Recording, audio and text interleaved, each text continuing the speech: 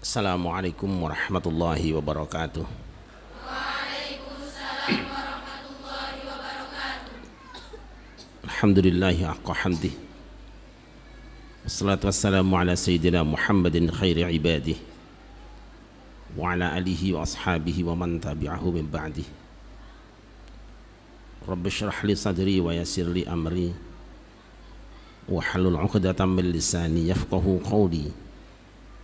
Subhanaka la ilma lana illa ma 'allamtana innaka antal alimul hakim.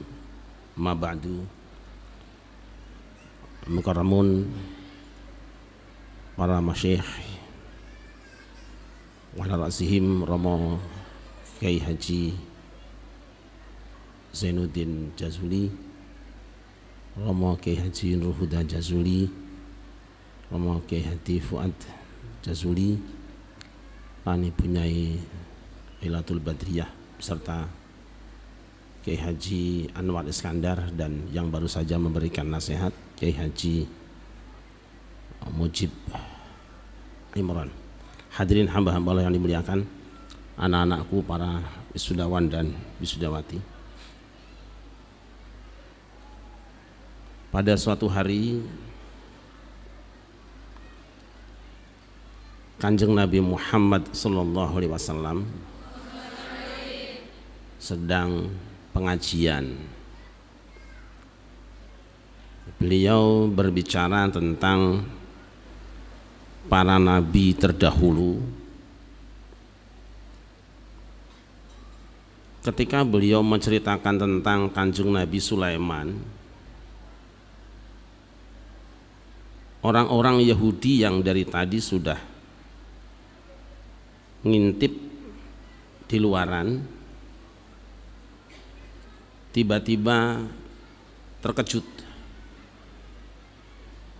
Mereka marah dan membuat laporan kepada komunitasnya mengatakan bahwa Muhammad telah melakukan kebohongan publik karena telah menyebutkan Nabi Sulaiman di dalam deretan para nabi. Mengapa? Sebab selama ini nama Sulaiman itu adanya justru di deretan para tukang-tukang sihir. Ramai Nabi Muhammad dibully karena memang kebiasaan orang-orang Yahudi itu suka membuli kiai. Kalau ada kiai ngomong beda dengan pikiran dia, dibully rame-rame. Tapi kalau teman dia sendiri salah, pura-pura tidak tahu. Itu kebiasaan Yahudi itu.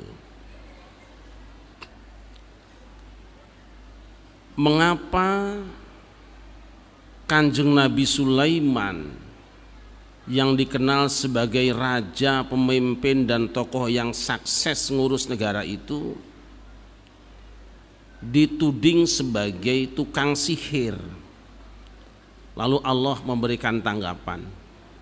وَاتَّبَعُوا مَا تَتْلُو الشَّيَاطِينُ عَلَى مُلْكِ سُلَيْمَانَ وَمَا كَفَرَ سُلَيْمَانُ وَلَكِنَّ الشَّيَاطِينَ كَفَرُوا يُعَلِّمُونَ النَّاسَ السِّحْرَ. Al-ayat. Mereka selama ini menerima informasi dan berita tentang kerajaan Sulaiman itu dari setan-setan. Sulaiman tidak kafir, tetapi setanlah yang kafir yang mengajarkan sihir yang suka memutar balik fakta. Ceritanya begini hamba-hamba Allah. Sebelum Kanjeng Nabi Sulaiman berkuasa, itu tukang-tukang sihir ada kerjasama proyek bisnis dengan setan-setan. Tetapi ketika Kanjeng Nabi Sulaiman, semua jin-jin setan-setan yang selama ini bekerja sama dan tukang sihir takluk, tunduk, kalah, tidak punya kekuatan. Akhirnya proyek jin dan tukang sihir itu banyak yang mangkrak. Lalu tukang-tukang sihir mengadakan muktamar. Dalam muktamar itu diputuskan paling tidak ada 3 gerakan yang harus dibuat. Yang pertama, tukang-tukang sihir, Nuhun Sewu, mereka mengatakan karena selama Nabi Sulaiman berkuasa tidak mungkin mereka punya job, tidak mungkin mereka punya proyek, karena setiap proyek selalu diawasi Sulaiman dan jin tidak punya kekuatan, maka mereka hanya berharap nanti selesai Sulaiman 1 periode kita buat berita yang buruk. Apa yang kita lakukan? 1, kita membuat kumpulan wartawan yang suka menjadi panelis dan penulis. Ini kata tukang sihir. Yang kedua, kita membuat tim gabungan pencari fakta. Dan yang ketiga, kita memberangkatkan kader penyusup untuk menjadi PNS, pegawai negeri Sulaiman. Apa tugasnya? Setelah diputuskan, lalu mereka pura-puranya ikut testing dan seleksi di Istana Sulaiman, diterima. Tugasnya adalah ini PNS penyusup ini masuk seolah-olah berada di lingkungan Sulaiman, tapi 2 kaki separuhnya ada di tukang-tukang sihir. Tugasnya apa? Mengubur alat-alat sihir di bawah kursi Kanjeng Nabi Sulaiman. Begitu Kanjeng Nabi Sulaiman pergi, istana kosong, tukang sihir ini menggali di bawah kursinya dan menyimpan alat-alat sihir untuk waktu yang cukup lama. Suasana aman terkendali karena memang tidak ada pihak lain yang hadir di situ, khusus kelompok dia sendiri. Ketika Kanjeng Nabi Sulaiman sedo, kemudian mereka melaporkan bahwa raja sudah wafat, saatnya sekarang kita bertindak, bergerak cepat untuk membentuk opini yang terbalik tentang Sulaiman. Caranya bagaimana? Siapkan tim gabungan pencari fakta yang menggeledah seluruh istana Sulaiman, pura-puranya gali di bawah kursi, lalu kaget, dibawalah alat-alat sihir keluar, kemudian mereka pura-pura terkejut, pura-pura wawancara, siapkan juga wartawannya konferensi pers, disebarkan, lalu mereka mengatakan juru bicaranya, saudara-saudara, ternyata Sulaiman selama ini berkuasa menjadi pemimpin yang hebat. Itu kenapa? Selama ini Sulaiman itu adalah menggunakan alat-alat sihir. Hoax yang mereka buat. Padahal yang bikin nyimpen alat sihir mereka sendiri, yang bongkar mereka sendiri, yang undang wartawan mereka sendiri, tim gabungan pencari fakta juga mereka sendiri. Tapi keluar Sulaiman yang difitnahnya. Hamba Allah yang dimuliakan, apa hebatnya Sulaiman? Kanjeng Nabi Sulaiman itu dikenal sebagai orang yang komunikatif dengan semua lapisan masyarakat, dengan para ulama yo sering sowan, dengan rakyat kecil yo sering belusukan, dengan siapapun Sulaiman itu akrab, mengerti bahasa mereka. Kenapa? Karena Sulaiman orangnya tidak pernah merasa hebat dibandingkan dengan yang lain, dia tidak pernah merasa lebih unggul daripada yang lain. Setiap hari waktunya dihabiskan untuk memikirkan rakyatnya, walaupun harus belusukan sampai Wadi Namlah, sampai ke lembah-lembah semut. Al-Quran menceritakan wa husyira li Sulaimana junuduhu minal jinni wal insi wat tayri fahum yuza'un hatta idza ataw ala wadi an-naml qalat namlatu ya ayyuhan namlu udkhulu masakinakum la yahtimannakum Sulaiman wa junuduhu wa hum la yash'urun.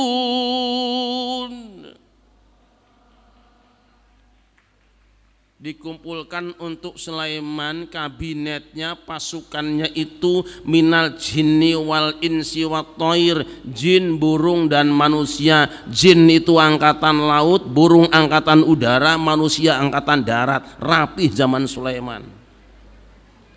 Hatta idza atau ala wadin namli, satu saat Sulaiman berkunjung belusukan ke lembah semut. Yang saya maksud dengan lembah semut itu menurut orang mufassirin bukan benar-benar semut, tapi itu untuk menggambarkan masyarakat rakyat kecil yang di desa-desa dikunjungi oleh Sulaiman. Ya kalau di Indonesia namanya lembah semut, itu yang menghasilkan sarang semut itu Papua lah, kira-kira begitu. Karena penghasil sarang semut itu Papua, di Jawa tidak ada. daerah terpencil yang selama ini tidak pernah terinjak oleh seorang pemimpin sebelumnya, daerah terpencil yang selama ini tidak pernah dikunjungi oleh pejabat sebelumnya, dikunjungi oleh Sulaiman. Subhanallah, subhanallah. Ketika Kanjeng Nabi Sulaiman, rakyat ketakutan. Apa kata mereka? Qalat namlatu ya ayyuhan namlu udkhulu masakinakum la yahtimannakum Sulaiman wa junuduhu wa hum la yash'urun. Wahai saudara-saudaraku sebangsa semut semuanya, masuklah kalian ke rumah masing-masing. Sebab apa? Mungkin nanti kalian akan diinjak oleh Sulaiman dan pasukannya, juga karyawannya, mereka tidak menyadari telah menyakiti kamu. Rupanya selama ini kalau ada pejabat turun ke daerah itu, kalau ada wakil bupati turun ke daerah, kalau ada presiden turun ke daerah itu mesti gusur tanah-tanah rakyat. Ini yang dikhawatirkan oleh lembah semut. Padahal Sulaiman datang justru membereskan tanah rakyat, membuat sertifikat. Itu sebetulnya.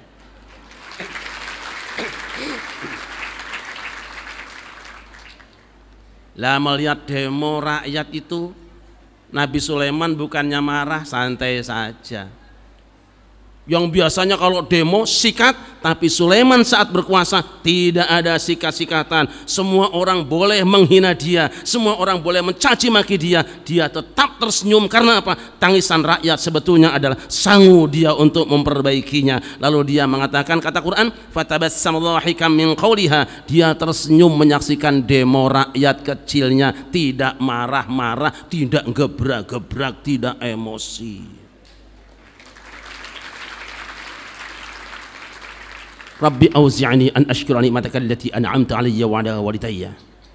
Ya Tuhanku, berikan aku kemampuan untuk bersyukur terhadap nikmat yang kau berikan padaku dan kedua orang tuaku. Wa an a'mala salihan tardo, agar supaya aku bisa beramal soleh yang engkau ridhoi. Sebab banyak orang yang beramal soleh tapi tidak dapat ridho dari Allah. Orang nyumbang kaos, orang nyumbang stiker, orang nyumbang kendaraan tapi tidak mendapat ridho Allah sebab digambarin wajah sendirinya sendiri. Nabi Sulaiman berdoa kepada Allah supaya apa yang dia lakukan dapat ridho Allah. Di demo dia tidak marah, malah tersenyum. Sallu ala Nabi Muhammad. Sallu ala Muhammad. Apa hebatnya Kanjeng Nabi Sulaiman? Wali Sulaiman ar-riha ghuduwwaha syahru wa rawahuha syahr wa asalna lahu 'ainal qitr. Sulaiman itu kalau berjalan yang biasanya orang lain 1 bulan, ia cukup cuma sehari semalam atau pagi sampai petang. Artinya apa? Sulaiman sangat memperhatikan infrastruktur sehingga yang biasanya Jakarta Surabaya bisa 12-20 jam sekarang bisa 10 jam. Itu program Nabi Sulaiman. Loh, saya ngomongin Nabi Sulaiman kok.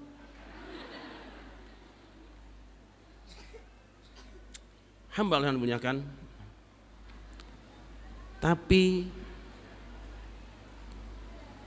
tukang sihir tadi tidak puas. Akhirnya apa? Mereka membuli Sulaiman, menyebarkan berita bohong, membuat hoax di mana-mana bahwa Nabi Sulaiman itu adalah tukang sihir. Padahal yang sihir adalah mereka sendiri, kelompok mereka sendiri yang tukang sihir. Apa artinya sihir? Tukang memutar balik fakta, tukang edit video, tukang bikin hoax. Siapa yang bikin hoax selama ini? Siapa yang edit foto selama ini? Siapa yang bohong pura-pura digebukin orang pada operasi plastik? Dia sendiri selama ini. Sulaiman tidak terlibat.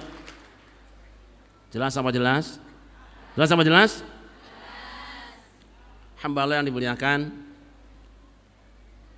Jadi pelajaran yang kita ambil, Kanjeng Nabi Muhammad tegas menceritakan mana yang benar, mana yang hoax supaya jadi pelajaran buat umatnya hari ini.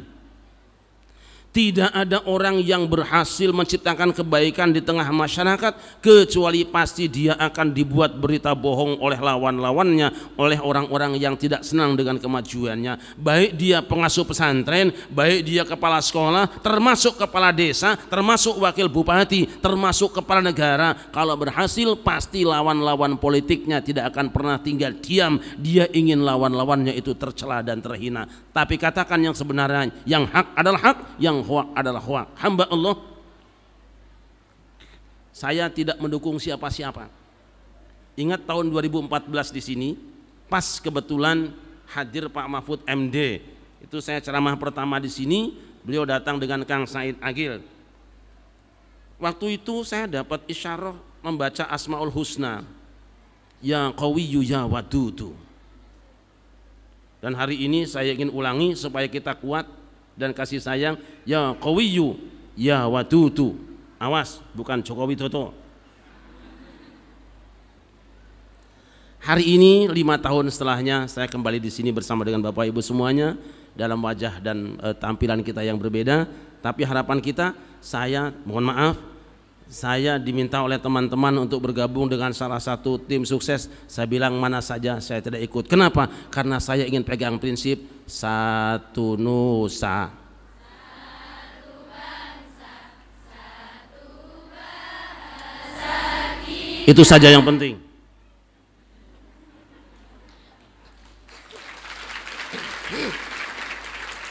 Tidak usah ribut, tidak usah kampanye, tidak usah banyak bicara. Wong kita ini bukan siapa-siapa. Hamba yang dimuliakan, ternyata yang membuat pecah belah rumah tangga Kanjeng Nabi Adam juga hoax.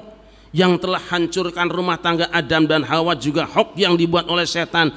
Tidak mustahil satu saat NU akan pecah menjadi 2 gara-gara ada hoax, dan tidak mustahil nanti pondok pesantren pecah jadi 2 gara-gara hoax, dan tidak mustahil Indonesia akan pecah menjadi 2 gara-gara hoax. Maka saya bilang tidak usah pecah menjadi 2, tidak usah jadi 3, tidak usah jadi 4, Indonesia tetap satu. Betul? Santai saja. Hamba Allah yang dimuliakan, kira-kira ini hari ini ada berita di Malaysia, ada diketemukan surat yang sudah dicoblos, semuanya coblos nomor 1, disebarkan. Kita tidak usah gampang percaya. Pengalaman kemarin, jangankan kita yang kecil, yang gede-gede juga dibohongi. Ada yang ngaku digebukin orang, tahu-tahu operasi plastik. Ada yang bilang 7 kontainer sudah dicoblos, ternyata bohong. Saya kira tidak jauh, pelakunya setan-setan juga insya Allah. Tidak usah percaya. Oleh karena itu apa? Kita tidak usah ikut setan, kita tidak usah ikut tukang-tukang hoax. Tinggal kita mungkin minta kepada pemerintah, kepolisian, apa yang harus dilakukan untuk tukang-tukang hoax seperti ini. Saya ambil i'tibar dari Al-Quran. Yang pertama, penebar hoax itu adalah orang-orang yang disebut dengan fasik dalam Al-Quran. Kalau dulu tukang menebar hoax itu namanya fasikon. Kalau sekarang kira-kira apa ya? Nek biyen niku warane tukang nyebar berita bohong itu fasikon. Nah sekarang kira-kira apa? Gak usah disebut. Apa hukumannya? Lihat di Quran. Walladzina yarmuna al-muhsanati thumma lam ya'tu bi arba'ati syuhada'a fajliduhum 80 jaldatan wa la taqbalu lahum syahadatan abada wa ulaika humul fasiqun. Orang-orang yang menuduh wanita-wanita yang suci telah melakukan perbuatan zina, fajliduhum sama, kemudian tidak mendatangkan 4 orang saksi, fajliduhum 80 jaldah, cambuk mereka 80 kali cambukan, wala taqbalu lahum syahadatan abada, jangan pernah diterima persaksian mereka selamanya, wa ulaika humul fasikun, mereka statusnya adalah orang-orang fasik. Artinya apa? Penebar hoax yang pertama hukumannya adalah mereka dicambuk 8 kali, kemudian jika dia seorang anggota DPR harus dipecat dari DPR-nya, dia seorang wakil bupati cabut jabatan wakil bupatinya, jika dia seorang calon pemimpin dibatalkan calon kepemimpinannya walaupun dia calon wakil rakyat. Karena apa? Kesaksiannya sudah tidak diterima lagi. Yang kedua yang lebih keras, orang-orang yang penebar berita bohong adalah tukang memutar balik fakta. Mereka yang membuat berita hitam menjadi putih, merah menjadi hijau. Siapa mereka? Mereka adalah tukang-tukang sihir. Tukang-tukang sihir yang mengubah orang baik jadi buruk, orang Islam dibilang PKI, orang Muslim dibilang Kristen, orang baik dibilang jelek. Ini adalah kerjaan tukang-tukang sihir. Mereka memutar balik fakta, menyulap manusia dengan pandaiannya. Apa hukumannya? haddus sahiri darbahu bisyayf, orang sihir pancung lehernya dengan pedang, saudara-saudara. Sebab apa? Jika tukang-tukang hoak dibiarkan, tukang-tukang sihir dibiarkan, tidak mustahil Indonesia akan menjadi hancur. Tapi saya yakin selama masih ada perekat yang namanya Nahdlatul Ulama, insya Allah Indonesia tidak akan bubar. Jangankan 2030, 2100, 2.100.000, Indonesia tidak akan bubar kalau santri-santri seperti ini masih ada, insya Allah. Sallallahu alaihi Nabi Muhammad. Sallallahu Muhammad. Tidak usah panjang-panjang, intinya apa? Waspada hoak. Hati-hati berita bohong. Hati-hati ujaran kebencian. Bagi kita, Prabowo Muslim, Jokowi Muslim, mereka tidak terlibat pertengkaran, tapi tukang-tukang sihir inilah yang kemudian bermain mengacaukan suasana Indonesia. Maka kita bersama-sama dengan para masyayikhnya, bersama-sama dengan para kiai, bersama dengan NU dan bansernya, kompak dan serempak hadapi hoak dengan penuh kesabaran dan ketelatenan. Hari ini kebencian telah ditimbulkan. Aneh, orang tidak boleh ikut dengan kiai, orang tidak boleh ikut dengan ulama, orang tidak boleh ikut dengan Mbah Mun, orang tidak boleh ikut dengan Ploso dan Lirboyo, orang tidak boleh ikut dengan para ulama NU, tapi mereka suruh ikut orang yang mengatakan bahwa surat Al-Isra ada 176 ayat. Surat aneh. Tapi aneh kita suruh ikut orang-orang yang baca ayatnya pun salah. Tapi aneh kalau saja di sini santrinya pun sudah hafal Alfiyah dan Imriti, kenapa kita harus ikut kepada ulama yang kafaroyu kafiru? Ini tasrif dari mana, saudara-saudara? Tadi saya ngobrol dengan Gus Anwar, janjane nek tidak inget NU-nya mungkin kita ini ngamuk kabeh. Tapi tidak, saya bilang, biarkan apa yang mereka lakukan, kita sandarkan kepada Allah. Ketika kita tidak melawan, maka insya Allah Allah yang akan menghadapi. Insya Allah satu persatu aib dan keculasan mereka akan dibongkar oleh Allah Subhanahu wa Ta'ala. Sallallahu alaihi Muhammad. Sallallahu alaihi Muhammad. Saya ditanya teman-teman, kenapa anaknya Yai Sarip ada di Ploso? Gini, wong saya itu orangnya percayaan dengan ngimpi. Walaupun saya kelompok orang yang tidak percaya dengan kayak gituan. Dulu tuh anak saya memang laki cuma satu-satunya. Tiap waktu ditanya nanti mondoknya di mana saya. Nah, saya kok ngimpinya itu naik kereta dari Magelang, turunnya di Kediri, turun saya jalan kaki ke belok kiri. Apa ini? Sudah, saya bilang, kalau begitu kamu mondoknya di Ploso, tidak ada pilihan lain. Kenapa? Petunjuknya naik kereta, turun Kediri, jalan kaki belok kiri. Saya kirim di sini, alhamdulillah baru beberapa hari kelihatannya sudah nampak hasilnya, alhamdulillah. Menurut saya ngaji model di sini sangat penting. Anak saya ada 2 di Mesir, 1 di Maroko. Mereka bercerita, anak-anak mahasiswa yang pernah mondok tradisional, pernah ngaji Jurmiyah, Imriti, Alfiyah dan lain sebagainya, itu kuliah di Mesir pena enteng, tinggal terus ketok. Tapi mereka yang cuma mondok modern di sini nggak pernah sinau kitab kuning, itu kesulitan di sana. Soal ngomong komunikasi ya, tapi kalau sudah nulis dan mata kuliah mereka sudah keleleran. Makanya saya bilang kalau cuma apal Baikuniyah, Minhatul Mughis, nggak usah keren-keren amat. Lah di Ploso wis apal kabeh anak-anak kita yang kayak gitu. Cuma masalahnya memang apa? Di Ploso ini terlalu banyak domir rafa yang mustatir. Tidak apa-apa. Rafa ya rafa, kalau mustatir yang tidak apa-apa. Ditinggi namun dia tersembunyi. Anak-anakku, kamu adalah calon penyelamat negeri ini. Sebab apa? Al-mar'atu imadul bilad. Wanita itu tiangnya negara. Benar wanitanya, insya Allah selamat negaranya. Rusak wanitanya, rusak negaranya. Maka saya berdoa buat kalian semua, moga-moga Indonesia tetap jaya dengan bimbingan kalian semuanya. Kuncinya sabar saja. Hamba-hamba Allah yang dimuliakan, yuk bareng-bareng kita baca sholawat. Ya Rasulullah,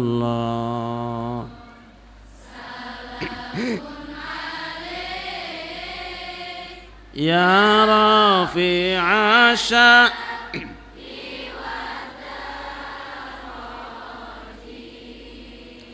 عطفة يا جيران العالم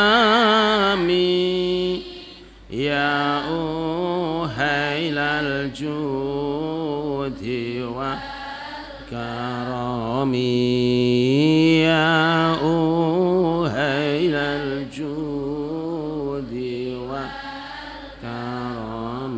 monggo sareng ya Rasulullah salamun alaik ya rafi'a syani wad daraji atfatan ya jiranta ya uhailal dudi wal karami ya uhailal dudi wal karami. Hamba yang dimuliakan, kita punya prinsip begini. Kalau saya bicara tentang Joko Widodo, saya tidak bicara tentang capres, tapi bicara presiden. Sangat berbeda. Alhamdulillah dengan izin Allah saya bisa berkeliling seluruh Indonesia, dari ujung Sumatera sampai Papua, sampai ke Timika, sampai ke Freeport, semua alhamdulillah diizinkan Allah sampai di sana. Saya menyaksikan dengan mata kepala sendiri, alhamdulillah program Jokowi JK tuntas dengan sebaik-baiknya.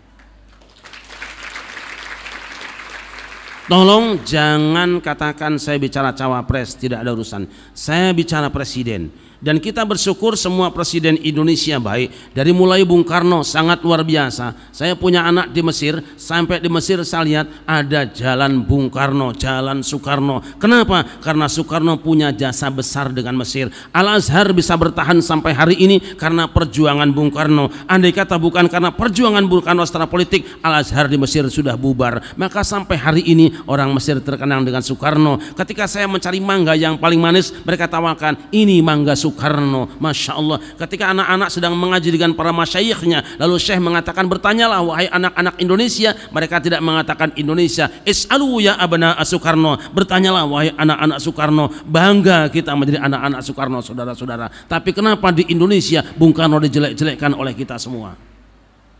Saya punya anak di Maroko, yang di Maroko kita di sana menemukan ada namanya Jalan Soekarno. Kenapa? Karena Maroko bisa merdeka karena gebrakan dari statement Bung Karno dalam konferensi Asia Afrika, sehingga sampai hari ini mereka tidak akan melupakan Indonesia, khususnya Soekarno-nya. Kita nyaksikan kalau kita sedang umroh naik haji, kita sa'i, tempat sa'idnya bertingkat-tingkat, 1, 2, 3 tingkat, sehingga ribuan orang yang berangkat sa'i bisa bersama-sama. Siapa yang membuat konsepnya? Yang membuat konsepnya adalah Bung Karno. Andai kata sampai hari ini orang masih menunaikan ibadah haji, selama orang masih tawaf dan sa'i di tempat itu, maka selama itu pula Bung Karno banjir pahala dari mereka yang naik haji dan umrohnya. Bangga kita sebagai bangsa Indonesia. Mengapa kita menghina pemimpin kita sendiri? Kalau Bung Karno dituduh juga sebagai terlibat komunis, tidak, dia tidak terlibat komunis. Dia bersama dengan para NU sadar bahwa negeri ini diisi oleh ragam agama dan keyakinan. Siapapun yang tinggal di sini,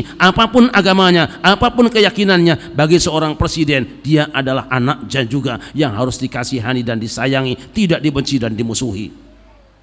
Kita punya Presiden Soekarno, kita juga punya Presiden Soeharto. Soeharto sangat hebat. Apa hebatnya? Luar biasa banyaknya. 32 tahun berkuasa memimpin pembangunan Indonesia. Tentu saja kekurangannya ada. Barangkali panjenengan ke kota suci Mekah akan menyaksikan terowongan-terowongan yang panjang yang mengakses ke Masjidil Haram. Siapa yang punya konsepnya? Konsep yang membuat terowongan dari gunung-gunung batu mengakses ke Masjidil Haram sehingga orang mudah untuk melaksanakan ibadahnya adalah Pak Harto. Selama masih ada orang yang naik haji dan memanfaatkan terowongan-terowongan itu, maka Pak Harto masih banjir pahala dari umat Islam seluruh dunia. Kenapa kita mencelanya?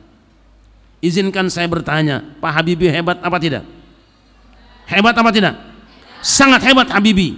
Luar biasa, dikirimkan orang-orang yang ahli untuk teknologi, untuk membangun Indonesia yang kita cintai. Tapi mungkin Habibie juga punya kesalahan seperti yang lainnya.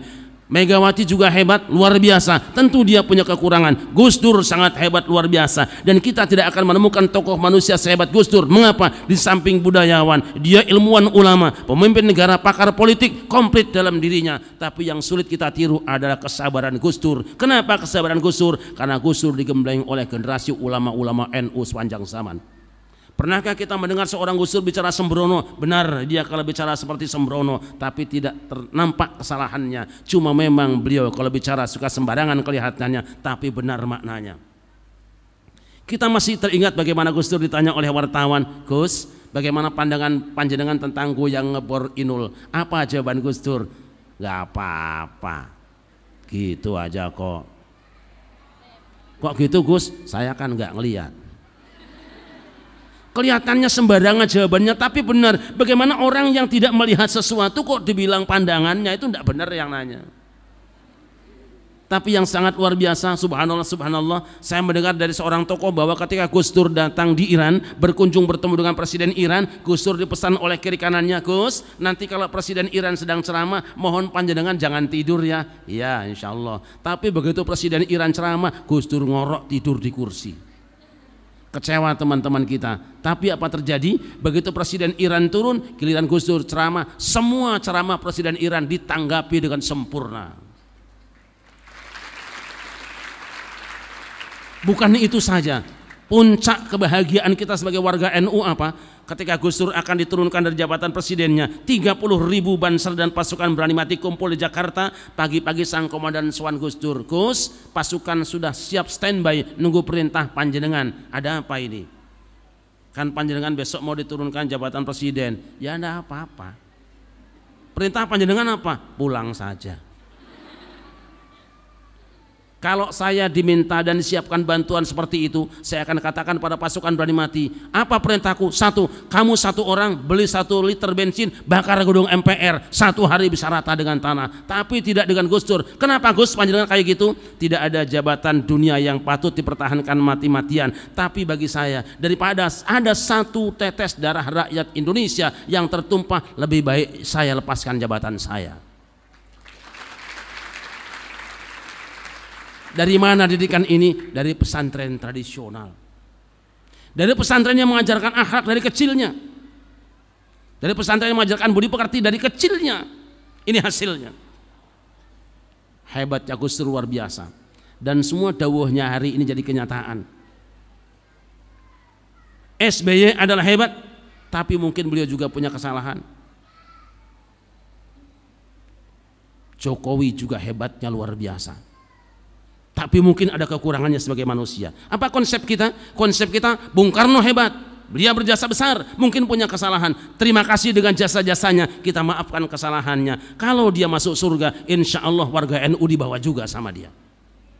Pak Harto hebat, tapi mungkin dia punya kesalahan. Terima kasih jasa-jasanya, maafkan kesalahannya. Gus Dur hebat, dia mungkin punya kekurangan kesalahan. Terima kasih jasanya, maafkan kesalahannya. Habibie hebat, terima kasih kebaikannya, maafkan kesalahannya. Megawati hebat, terima kasih jasa-jasanya, maafkan kesalahannya. SBY hebat, kita terima kasih baik-baik dan jasa-jasanya, maafkan kesalahannya. Megawati hebat, Jokowi hebat, mungkin ada kekurangannya, kita maafkan kekurangannya. Kenapa? Karena mereka masih manusia seperti kita semuanya. Kita jangan menyakiti Jokowi, jangan menghina Prabowo, tidak usah, kita tidak enak. Mereka sama-sama keluarga kita. Jokowi jangan disakiti, jangan caci maki, kasihan sudah kurus. Waduh, biarkan dia bekerja. Pun juga Prabowo, dia orang kita, dia tokoh kita, jangan dihina-hina. Orang duwe bojo melas mau ke siapa dibicara? Kira-kira panjenengan jadi istrinya mau nggak? Mau nggak? Pura-pura. Hamba yang dimuliakan, ayo.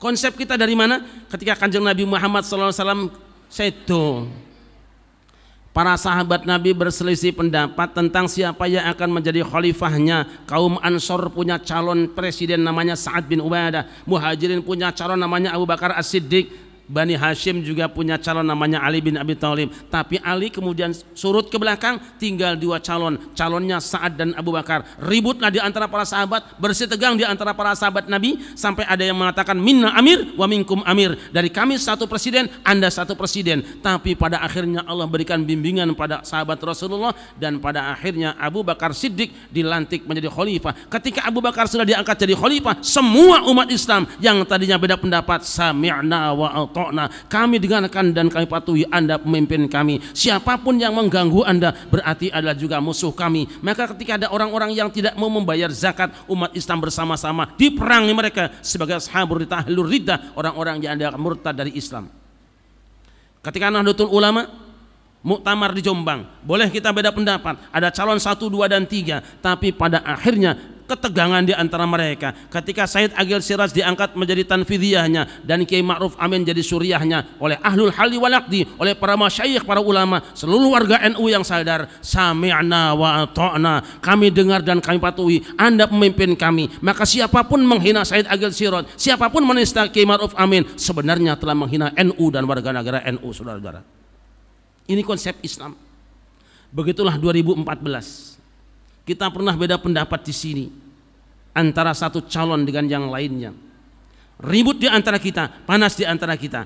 Tapi ketika MPR telah melantik Joko Widodo dan Yusuf Kala menjadi presiden, warga negara Indonesia yang sadar, sami'na wa ata'na, kami dengarkan dan kami patuhi. Siapapun yang mengganggu mereka di hadapan kami adalah bugot pemberontak yang tidak patut bertahan hidup di tempat ini.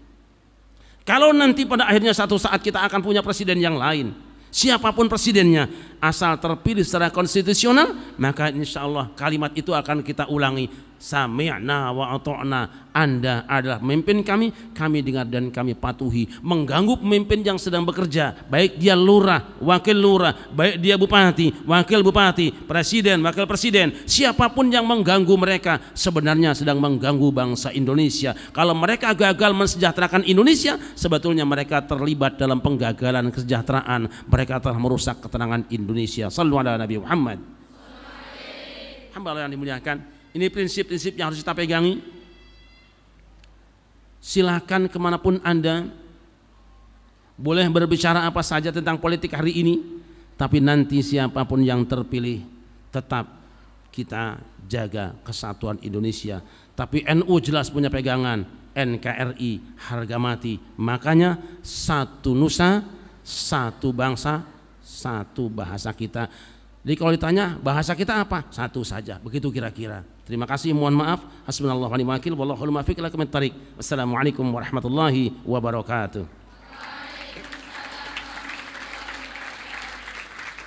Kepada beliau kami haturkan terima kasih.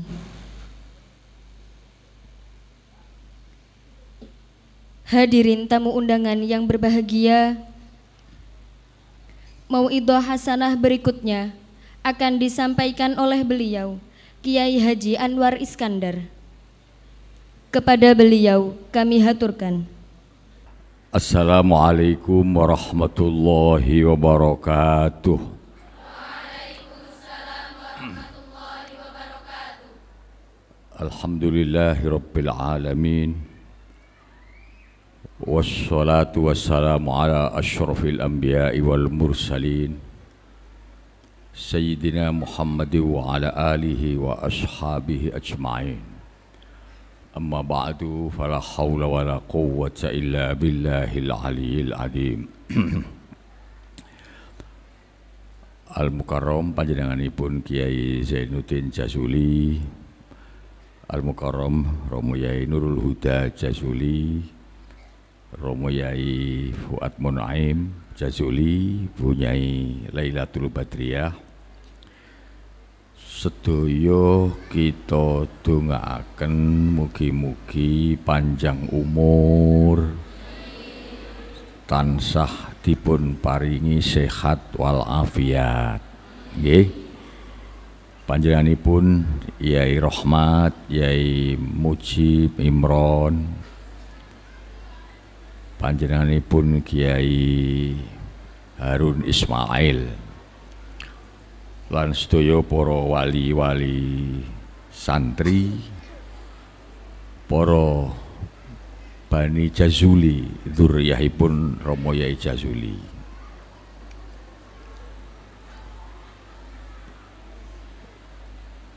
Indonesia dan Islam ke depan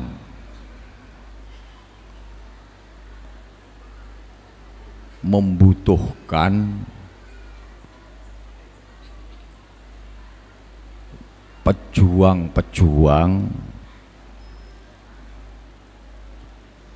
yang memiliki kualitas yang mampu menjawab tantangan Indonesia ke depan dan tantangan Islam ke depan.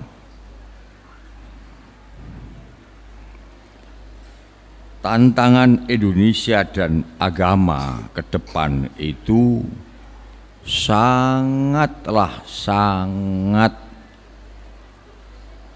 ijmalian, sangat komprehensif, sangat kompleks sekali, sangat macam-macam sekali. Sangat macam-macam sekali. Ada tantangan di bidang ekonomi, ada tantangan di bidang teknologi, ada tantangan di bidang politik, ada tantangan di bidang luar negeri. Ada tantangan juga tentang bagaimana agama bisa menjawab perkembangan zaman. Karena itu bahasanya ada waqi'iyah, ada qanuniyah, ada maudhu'iyah. Nah, kita melihat ploso menika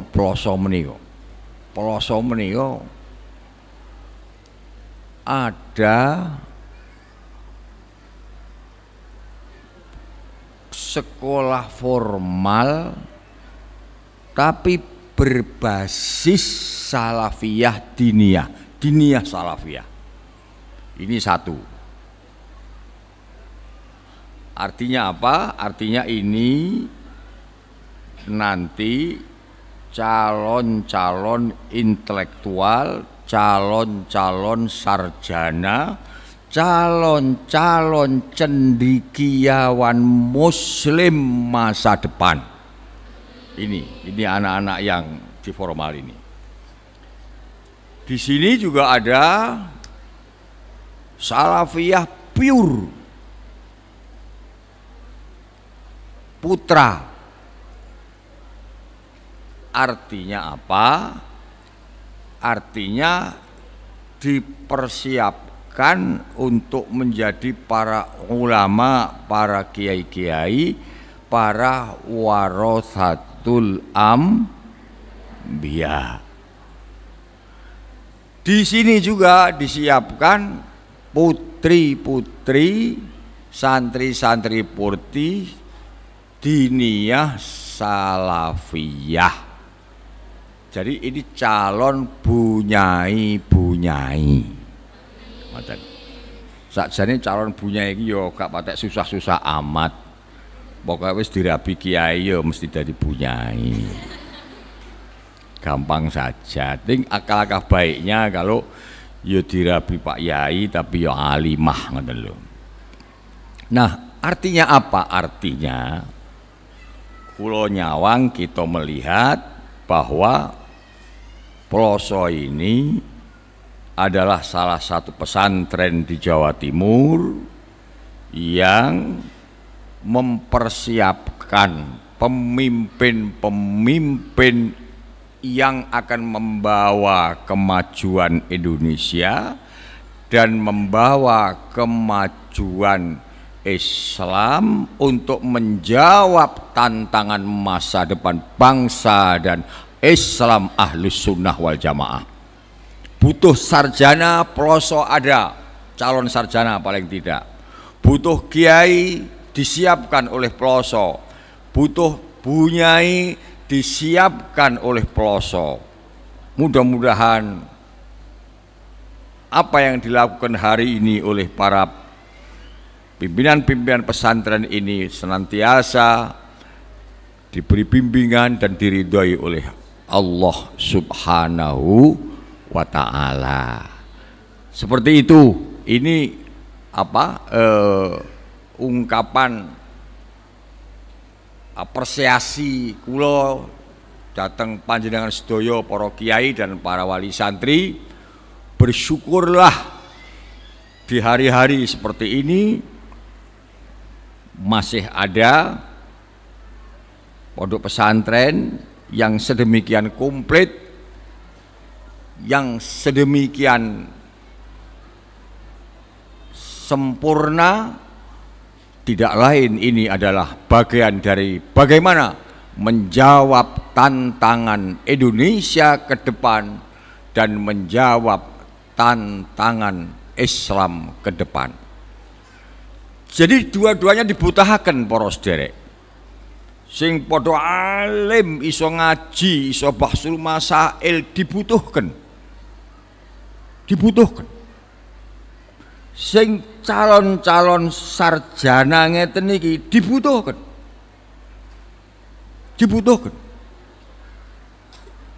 Menawi boten wonten santri ingkang mangke gadah ijazah sekolah formal,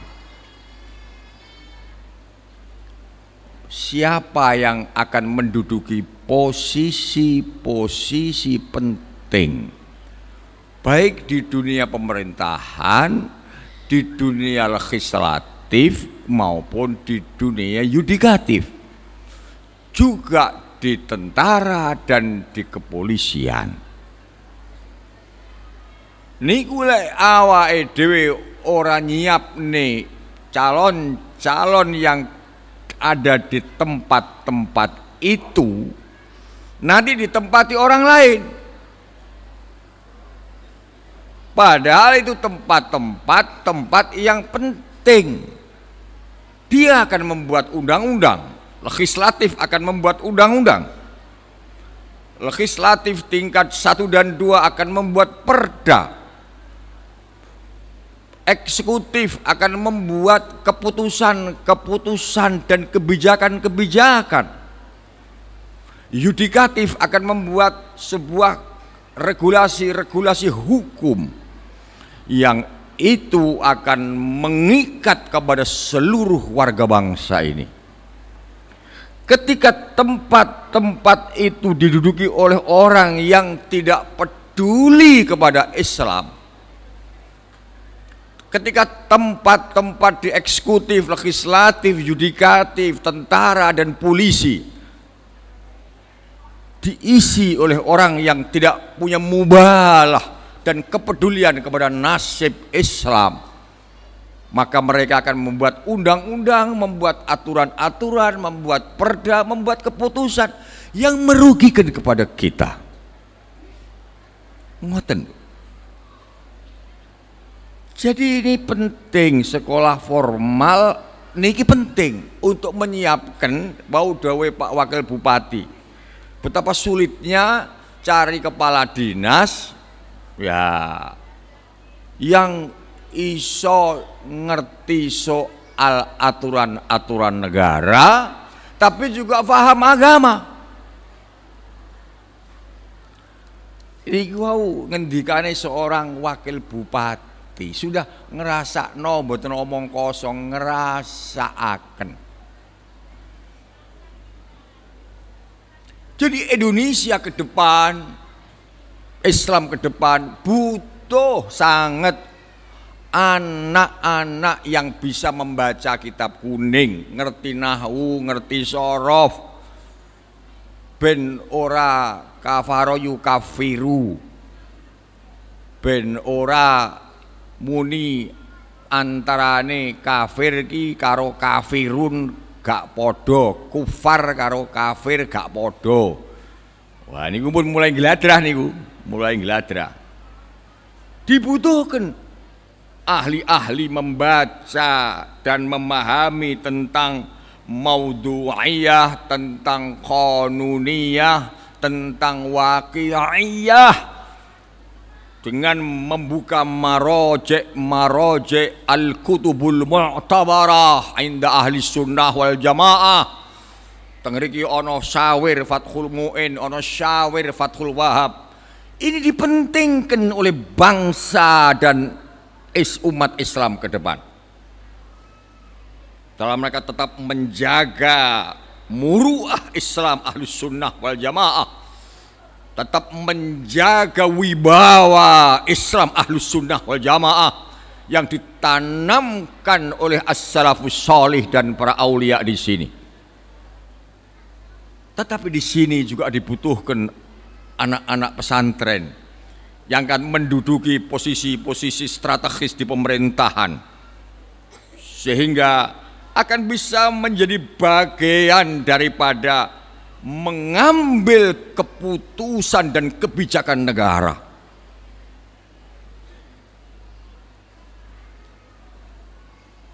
Maka kalau tadi Kiai Syarif bicara tentang Gus Dur jadi presiden, dan nanti Kiai Ma'ruf juga akan jadi wakil presiden, mboten usah calon, langsung wakil presiden ngoten mawon. Sebab ayat niku ana juga sing muni urung tapi wis diomongane iya. Inna fatahna laka fatham mubina. Niku wis nggawe fi'il madhi padahal urung. Nah, iki ya urung. Gus Dur sudah jadi presiden, Kiai Ma'ruf jadi wakil presiden. Itu siapa? Itu santri pondok. Ternyata santri pondok itu ya iso dadi presiden, ya iso dadi wakil presiden. Kiai Mujib jadi wakil bupati, juga santri pondok, golsar, golongan sarungan. Mbuh katokan mbuh ora. Nah, ketika posisi-posisi penting ini tidak diduduki, ini bahaya.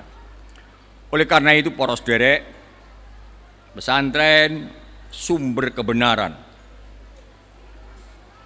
Ahlus Sunnah, NU sumber kebenaran. Karena di pesantren, di NU dipahami, dipelajari, difahami tentang bagaimana akidah yang benar, bagaimana syariah yang benar, bagaimana muamalah yang benar, bagaimana konsep-konsep kemasyarakatan yang benar, bagaimana konsep politik yang benar, bagaimana konsep bangsa bernegara yang benar, bagaimana hubungan agama dan negara yang benar, difahami di pesantren, difahami di NU. Ini artinya apa? Ini artinya pesantren dan NU menjadi sumber kebenaran, memegang otoritas kebenaran. Dalam bahasa fikih siasah namanya disebut shahibul haqqi. Pesantren ini shahibul haq, sumber kebenaran. Karena diajarkan mulai tauhidnya, fikihnya, ila akhirih, tasawufnya, muamalahnya, semua berdasar prinsip-prinsip kebenaran yang bisa dipertanggungjawabkan. NU seperti itu, shahibul haq, pemegang otoritas kebenaran. Nah, ketika orang-orang pesantren seperti ini memegang kekuasaan baik eksekutif, legislatif, yudikatif dan lain-lain sebagainya, maka kebenaran yang diambil, yang dipelajari di pesantren, kebenaran yang diajarkan di NU ini akan dibawa oleh santri-santri ini, oleh Kiai Imron Mujib ini, oleh Kiai Ma'ruf ini, dibawa untuk menjadi bagian dari keputusan negara. Ini loh pentingnya nih. Jadi kebenaran tidak berhenti hanya sampai di pesantren. Kebenaran tidak boleh berhenti hanya sampai di NU. tapi kebenaran harus diperjuangkan untuk menjadi bagian dari keputusan berbangsa dan bernegara.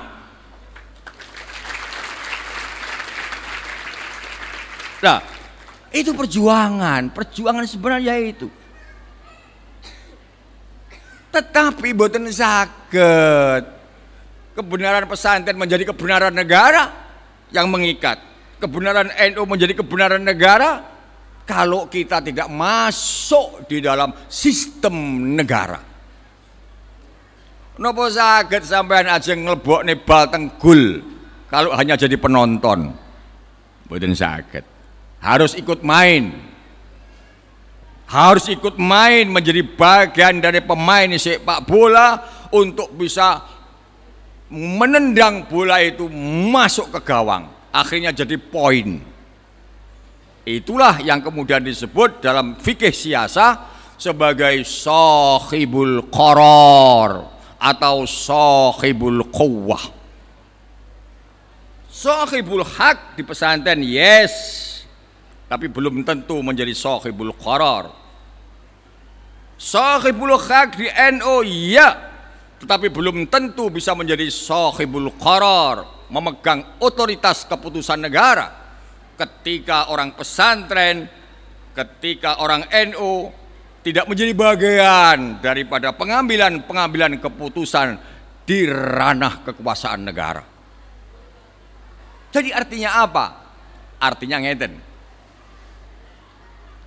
Kebenaran yang di pesantren, kebenaran yang di NU akan menjadi kebenaran yang mauquf, paling tidak hanya untuk diri kita sendiri, tidak bisa menjadi masalih al-mursalah ketika berhenti hanya sampai di sini. Maka perlu perjuangan masuk ke dalam sistem negara agar kebenaran yang pesantren itu menjadi bagian dari keputusan negara. Seperti itu. Awake dhewe pengen aturan negara baik, aturan negara penting, aturan negara bener. Tapi apa ya bisa diserahkan kepada orang-orang yang tidak paham tentang kebenaran? Napa mungkin diserahkan kepada orang-orang yang tidak paham tentang bagaimana muamalah yang benar, ibadah yang benar, siasah yang benar? Mboten saged. Nah, oleh karena itu di sini pentingipun para sederek formal ini tetap terjaga, tapi jangan melupakan basic pokoknya. Basic pokoknya itu ya diniyah salafiyah. Dene formal itu cawange mawon. Cara Kanjeng Nabi niku njaluke ngene.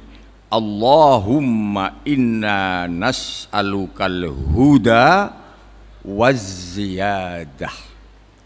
Kula panjenengan paringi hidayah ya Allah, waziyadah nan tambahane. Lah salafiyah diniyah niku tandurane Mbah Yai Jazuli rumiyin mulai sipir sampai kelas dan lain-lain itu al-huda. Formal ini waziyadah. Dadi lek mondok teng mriki niat ingsun mondok golek ngelmu agama sambil sekolah. Ngono lho ya, lek niat niku. Aja mbok wale. Keliru lek diwale. Niat ingsun sekolah nyambi mondok. Kuwi jenenge apa? Kuwale. Jadi sing pokok niku, sing Rasul mal niku ngajine sekolah niku tambahan, sehingga nanti ilmu umum itu akan berdiri di atas basis agama, sehingga nanti ilmune barokah. Ngoten lho, carane niat ngoten niku. Iku nomor 1. Jadi kenapa mesti harus ada formal? Karena sekarang banyak posisi-posisi yang seharusnya memang dimasuki orang Islam, boten saged menawi boten ana ijazah formal. Tapi ya senajan penting kaya apa ijazah formal, tetap buat kita basic pokoknya adalah ad-diniyah as-salafiyah. Niku penting. Satu itu. Ingkang kaping kalih para sederek, informasi niki nggih, informasi. NU wilayah Jawa Timur gadah kerjasama dengan perguruan tinggi negeri terkemuka di Jawa Timur. Ada Universitas Brawijaya Malang yang mahasiswanya itu terbesar di seluruh Indonesia. Kita kerjasama dengan UNESA, Universitas Negeri Surabaya. Kita kerjasama dengan Unibruk, dengan ITS dan lain-lain. Bentuk kerjasamanya pripun ngeten.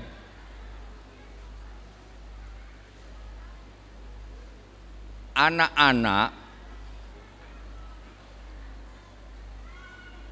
yang direkomendasi oleh NU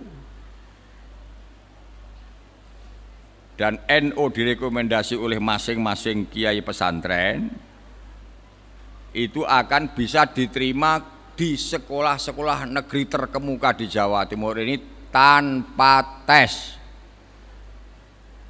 Sampai boleh masuk ke Unibro tanpa tes, ke ITS segala macam. Tapi ada syarat.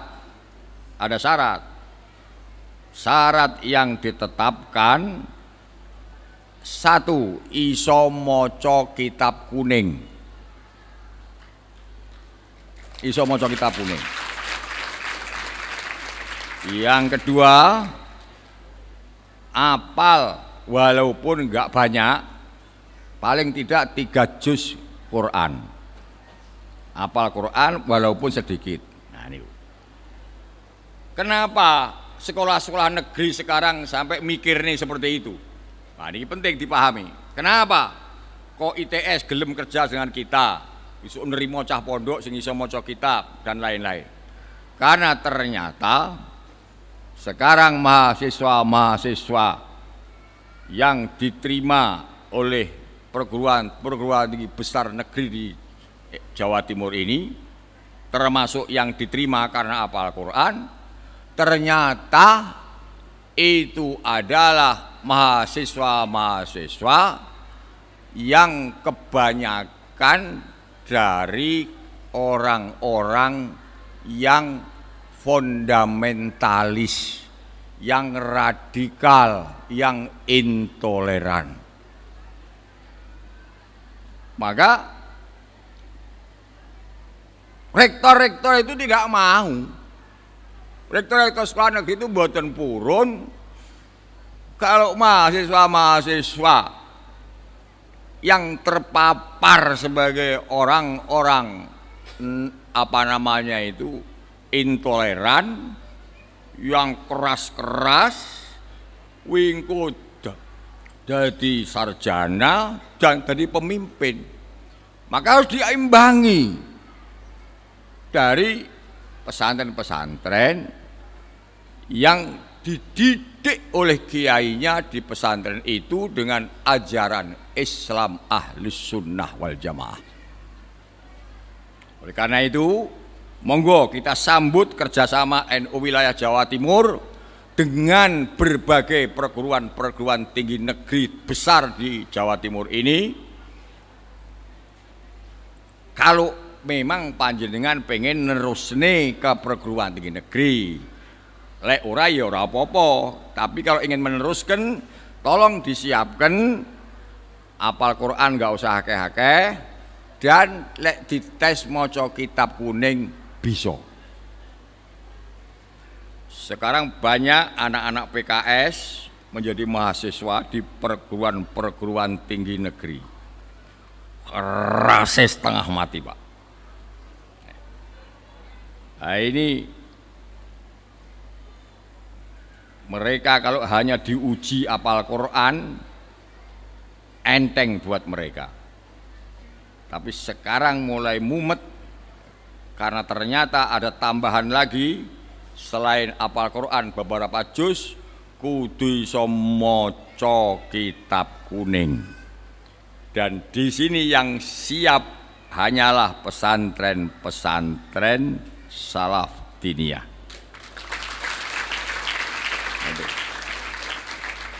Mereka dites faslun wa yajibu ala kulli muslimin wa muslimatin hifdzu islamihi amma yufsiduhu wa yajibu fi'il apa maknane piye ora paham mboten saged sing iso ya kaya awakmu ngene kabeh. Jadi sekarang artinya apa? Artinya di kalangan perguruan tinggi negeri mulai susah, mulai prihatin.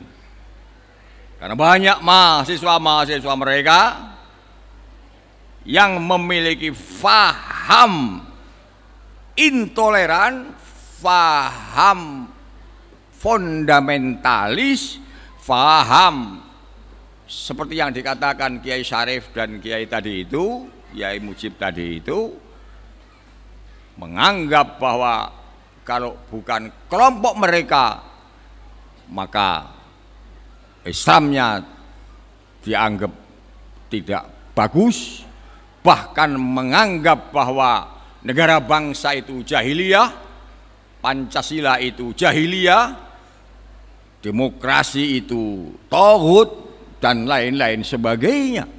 Nah, kalau orang-orang seperti ini nanti jadi sarjana-sarjana dan jadi pemimpin-pemimpin, mau jadi apa Indonesia ini?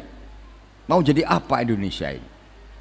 Maka ini keprihatinan, Pak, keprihatinan.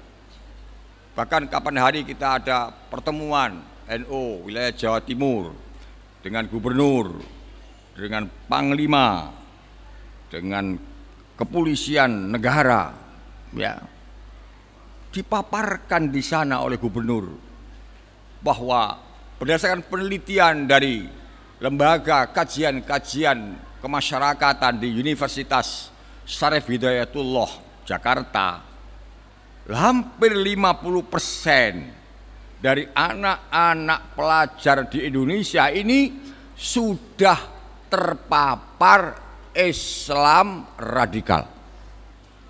Sudah terpapar anak-anak ini faham intoleran. LIPI, Lembaga Ilmu Pengetahuan Indonesia, membuat sebuah penelitian bahwa sebagian daripada pegawai negeri, BUMN dan segala macamnya sudah banyak sekali yang lebih senang terhadap Islam yang radikal, intoleran dan fundamentalis. Niki lho para sedherek. Bahkan satu-satunya pendidikan yang anak-anaknya zero atau bersih, ya, dari terpapar Islam intoleran dan radikal hanya satu saja. Yang lain sudah kena semuanya. Siapa? Yaitu sekolah-sekolah yang diasuh di dalam pondok-pondok pesantren. Hanya itu. Sekolahan SMA, aliyah, SMK negeri tidak jadi jaminan, Pak. Banyak di antara mereka itu sak murite, sak gurune yang terpapar ada Islam intoleran. Dan ini bibit perpecahan persatuan bangsa. Yang selamat gak ono penyakit ngono kuwi gur sitok pondok pesantren. Gak ono. Ya mungkin ora wani. Di sekolahan umum itu ada namanya rohis. Apa rohis itu? Ya rohani siswa ya. Itu yang diundang ngaji di sekolah itu banyak itu. Di Kediri juga banyak. Orang-orang yang anti Islam moderat. Islam moderat, Islam mainstream, Islam wasatiyah, Islam seperti NU. Itu menjadi biang perpecahan ukhuwah katanya. Islam moderat itu harus diwaspadai. Islam moderat itu adalah bagian dari kenapa kesesatan banyak terjadi.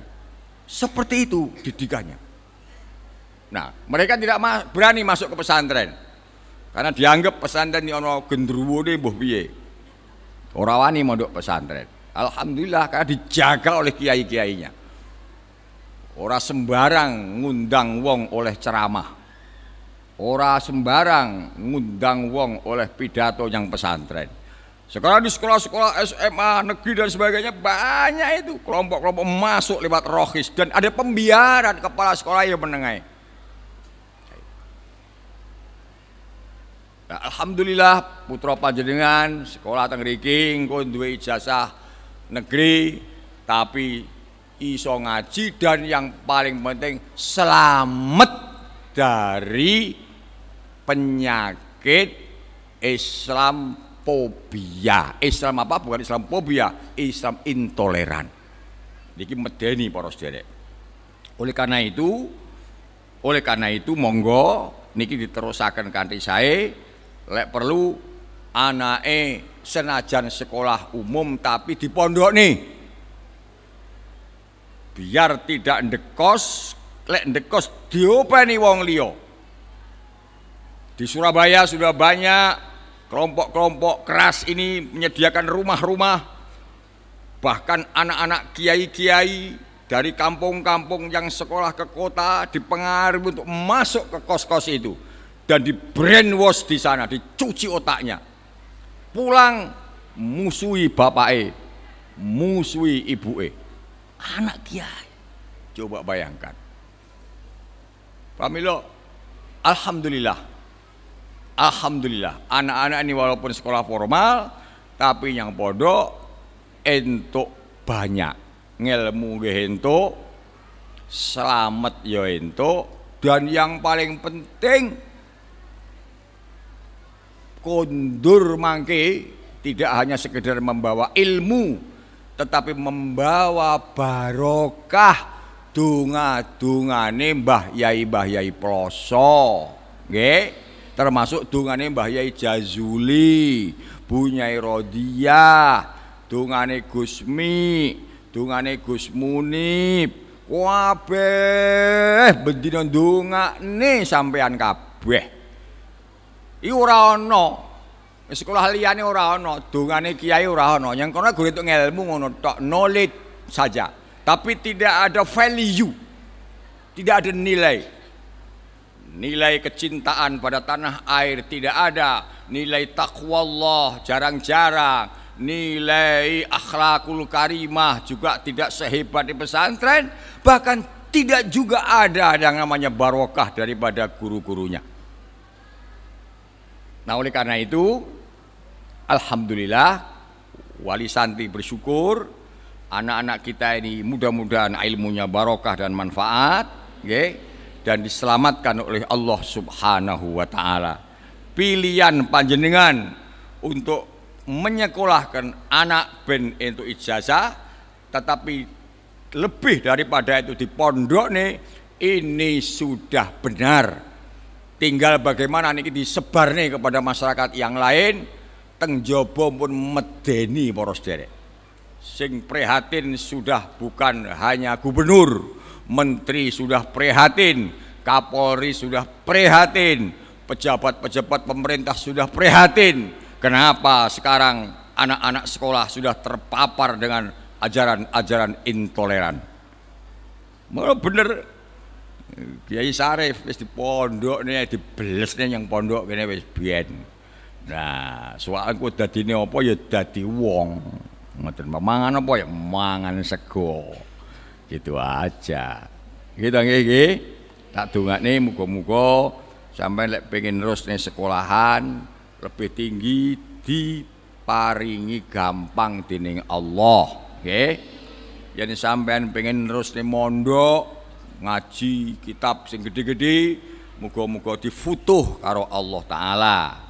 Yen sampean kabeh engko karo wong tuwa selak ndang digolekne jodoh, mergo bapakmu karo mbokmu selak pengen ngemong putu, muga-muga diwai jodoh sing ganteng-ganteng. Nyapa kok banter men lek pas ngono. Sing lanang-lanang kaya sing ayu-ayu, ganteng ayu lahir lan batine. Amin. Ngoten nggih. Nah, soal yang lain-lain kula nderekne mawon. Yang jelas hari-hari ini rodok panas. Situasine rodok panas.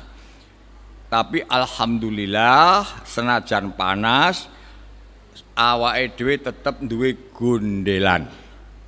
Ngoten lho. Wong niku arep angin wur-wur kaya apa lek duwe gondelan niku jek slamet. Sampeyan ngerti jenenge bedes. Bedes iki apa? Bedes iku monyet. Monyet itu bertengger di atas daun, di atas dahan. Kemudian tiba-tiba angin besar menerpa pohon itu. War. Ketek ceblok mboten. Kenapa? Dia gondelan roso sing jenenge wit mangkae. Sehingga tidak akan pernah jatuh. Kita orang pesantren, kita orang NU. Ada angin sing koyok ngene gedene. Untung sampean ra duwe medsos. Kalau sampean punya medsos, wah, hari-hari ini tiada hentinya caci maki pada NU, pada kiai-kiai dan lain-lain. Itu ibarat sebuah angin gede yang enggak karu-karuan. Tapi kita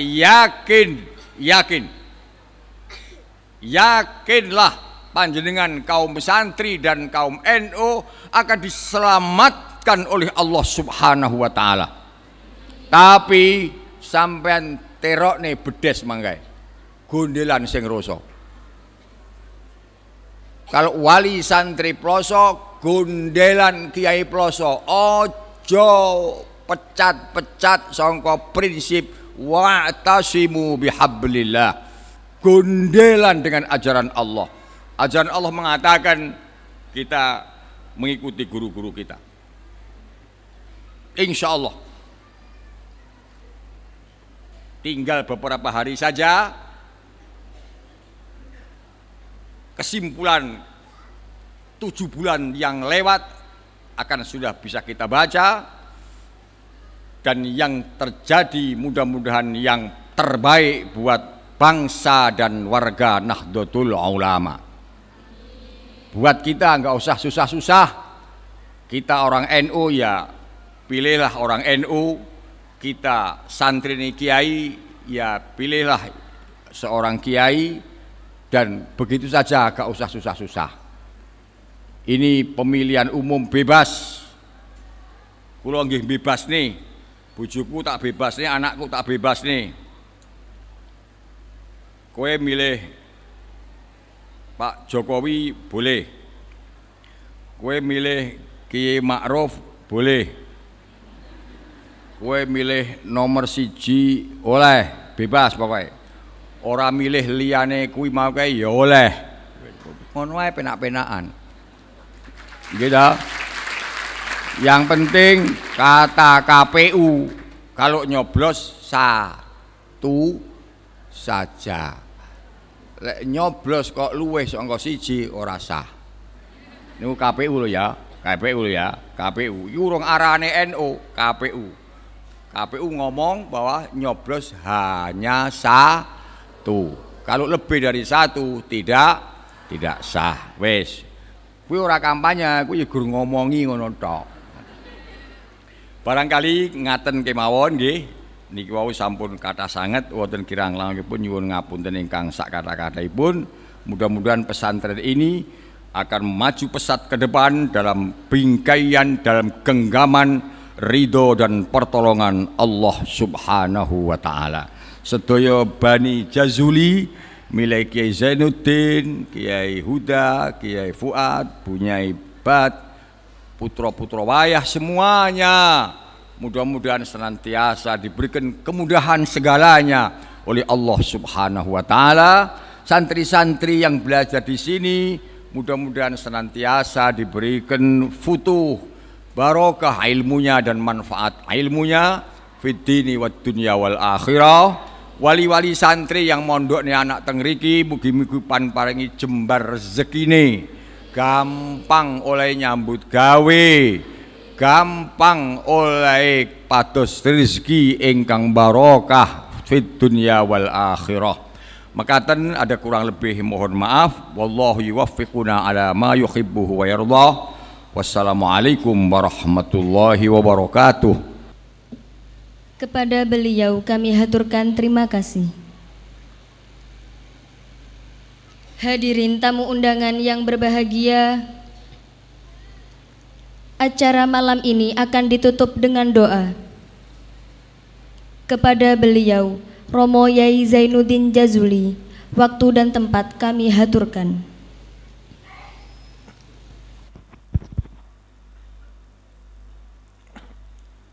Allahumma salli ala Sayyidina Muhammad wa ala ali Sayyidina Muhammad. Alhamdulillahi Rabbil Alamin.